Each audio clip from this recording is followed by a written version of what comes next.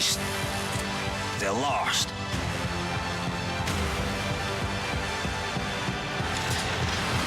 Oh Lord, please don't let me be misunderstood.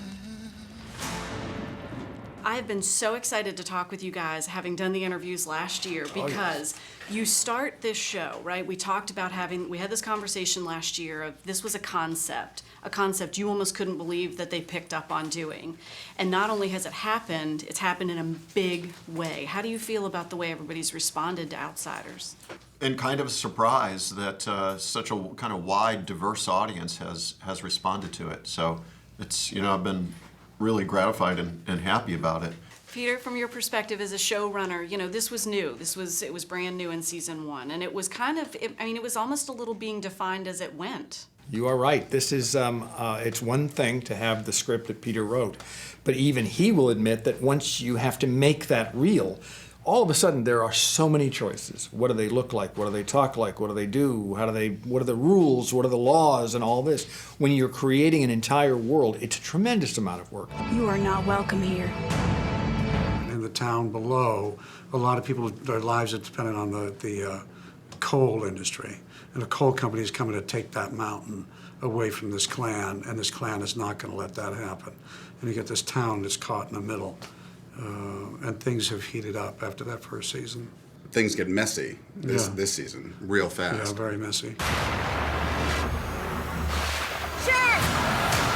The draw for people watching the Ferrells is, they live off of the grid. They're not, dependent on cell phones and bank accounts and, the Wall Street Journal.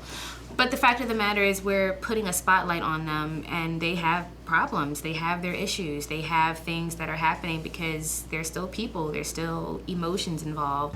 I want you to know that I made my choice.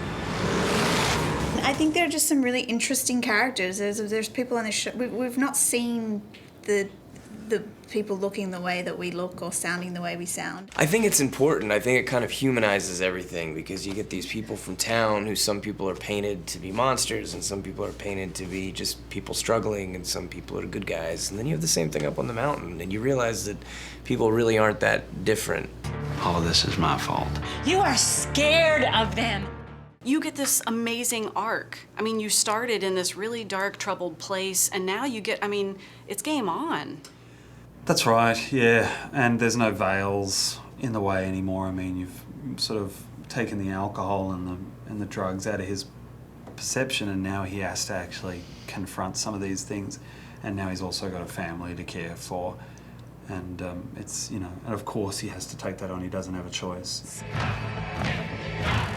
Part of the fun of television is getting that opportunity to keep expanding on something because you've created one aspect, but as you get more seasons, you get to add and add and add and add and add. When you're making a film, you have to kind of make one decision and then you live with it. But with a show, the nature of it is best case scenario, it goes for 5, 6, 7 years. So it's, there's like an inertia to what you're building, that informs the writers and the producers. And if you aren't blowing the lid off it, you're not doing things right. See somebody.